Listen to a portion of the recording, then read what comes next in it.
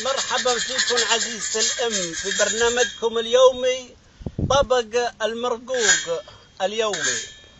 اليوم بنعمل لكم خبز ساج على حطب القرطة أو جمر القرطة.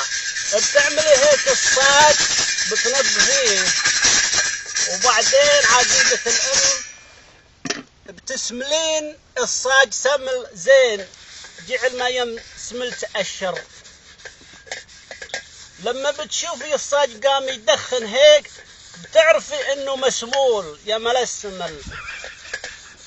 بعدين عزيزة الام فيك تعملي عليه العجينة. يمل العجينة هيدا العجينة معمولة بحليب النياق هيك محلوبة حليب خلفاي مقادير، وهذه المقادير عنا عاملينها من امبارح.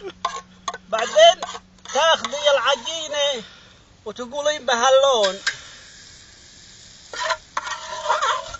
وتعملينها، تجمعين عجينتك يمل العجينة هاللون.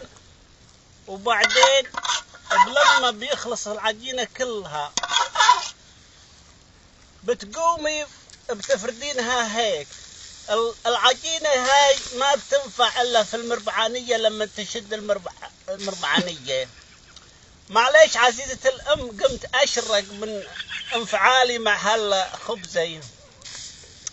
هايدي الخبزة معمولة فيك تعمليها هيك وفيك تعمليها هيك مثل ما بدك. وبعدين عزيزة الأم هايدي الخبزة معمولة على جمر القرطة، مو مثل بعض الناس اللي بيعملوها بالفرن. ما بتنفع هيك في الفرن مثل حريم الوقت هايدي اللي بيكبروا المسايدة وبيناموا وبياكلوا الزعتر وبياكلوا البيتزا.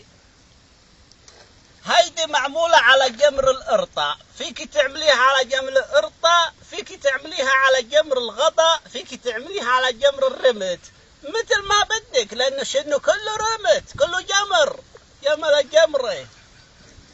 بعدين بتشوفي العجينة يا منها قامت تفقع هاللون، اعرفي انها حدرية بدها يستوي، وما تقولي بهاللون تاخذي بهجر امر هاللون. بتاخذيها شوي بتوزعين الحرارة يمين يسار مشان تستوي الخبزة كثير. بتخليها بتنشف هيك، وبدك تعمليها هيك تعمليها، وبدك تعمليها هيك اعمليها. والله هني داري يا عزيزة الأم ما انت يم هالشغلات ولا وجهك وجه مصالي. الله يشو خلف على رجالكن يا عزيزة الأم. تحيات مطعم لك من يدي له. ايه هيدا مطعم الشيف الاستايز شو اسمه؟ من ايدك من ايده الى الو. طلع نوعية هالنوعية.